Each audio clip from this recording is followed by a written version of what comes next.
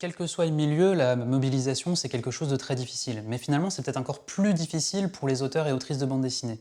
Et ça s'explique par la manière dont leur travail est organisé. C'est parce que le métier est si difficile, et aussi parce qu'il y a une si forte précarité, les auteurs et les autrices ont finalement très peu de chances, très peu de raisons de réussir à se mobiliser et à s'unifier, et à constituer comme ça des collectifs, des syndicats, etc.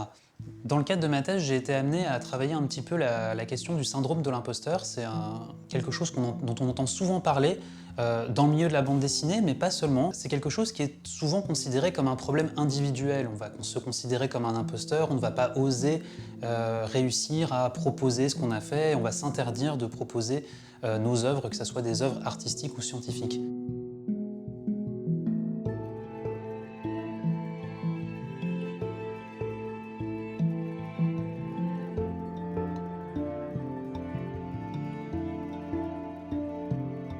Et c'est pas anodin, à mon sens, si ce syndrome de l'imposteur est si présent dans le milieu de la recherche ou dans le milieu de la bande dessinée, parce que c'est des milieux très individualistes, très concurrentiels, au sein desquels on va avoir tendance à se considérer comme responsable de nos réussites, mais aussi de nos échecs.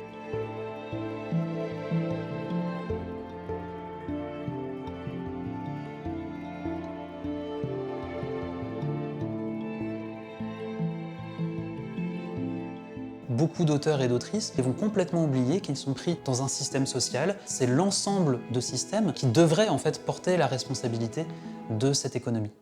Et c'est là la grosse difficulté et le gros enjeu des syndicats et des collectifs, quel que soit leur statut, c'est de réussir à faire prendre conscience à ces personnes que peut-être ils ont des problématiques communes, ce que j'ai appelé des problèmes professionnels, qui peuvent éventuellement devenir des problèmes publics si on arrive à dire à l'État: vous avez une responsabilité politique à gérer ces problèmes-là.